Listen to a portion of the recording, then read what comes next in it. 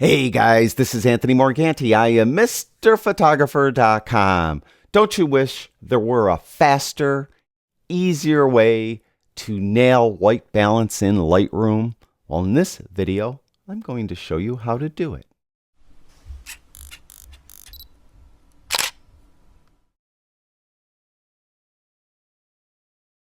Before we begin, if you could do me a favor and subscribe to my YouTube channel and click on that little bell so you get updates. If you find this video useful, please give it a thumbs up. If you know of anyone that would find this video useful, please share it.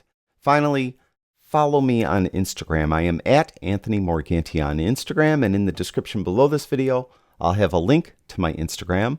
I'll also have all my gear and camera settings I used to capture this image.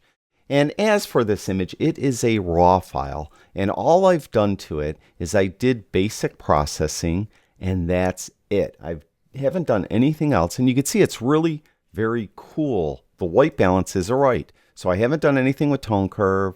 I haven't done any HSL color adjustments at all. I haven't done split toning, nothing. Right out of camera, it's really blue. So we have to adjust white balance. And you probably know there's 3 different ways to adjust white balance in Lightroom. If we go to the Basic tab, toward the top we have this white balance area and a couple sliders. And probably the most common way to adjust white balance, in my opinion, is this drop down.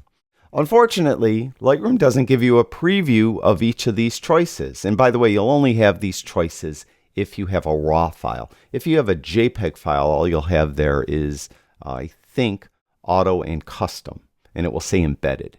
So that's because the white balance is baked in to a JPEG. On the other hand, on a RAW file, we have more leeway and we could change it. But unfortunately, it doesn't give you a preview of what you're going to get when you, let's say, click on shade. You can see you have to wait for it to render, and then it shows you might like that, you might not. So you're going to go, let's try cloudy. Then you have to wait for it to render, and that's better.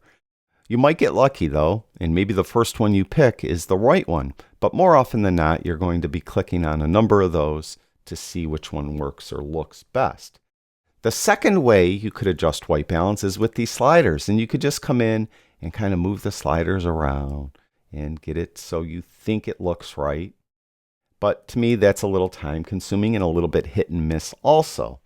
Now, the third way, and probably my favorite way, is with the eyedropper. Unfortunately, that isn't perfect either. If we get the eyedropper, the idea here is you want to click on something in the image that has no color in it, preferably something that is like medium gray. So you want to find something in the image that in real life, not this blue rendition of the image, would be medium gray. And let's say it's this building in the back. So we'll click on that. You wait for it to render. You might like it, you might not. So you're going to have to click on somewhere else. Let's click on this road over here. That's too blue still. So you could keep clicking around until you find what you like. Now, preferably, what Lightroom, if it was good, if it was like, well, better, let's say, if you move this eyedropper around, it would give you a preview immediately. So you could see what it's going to look like when you click. But it doesn't do that, does it? Well, here's what you could do. Let's go back to as shot. Let's put our eyedropper away. If your left panel isn't open, open it. If the navigator tab isn't open, open it. And then we have this little preview right here, right? And if it's not very large, just drag this panel out till it's as large as possible. You're going to need this to be as large as possible. Now go over and grab this eyedropper tool. And when I activate the tool and go over the image, look at the navigator image. It's giving us a preview of our white balance. Isn't that cool? So I could really see, I could come in here and nail this really quick. I'll click right there. And there, renders, and that's a pretty good white balance. That's better than any of the other ones, in my opinion, that I chose.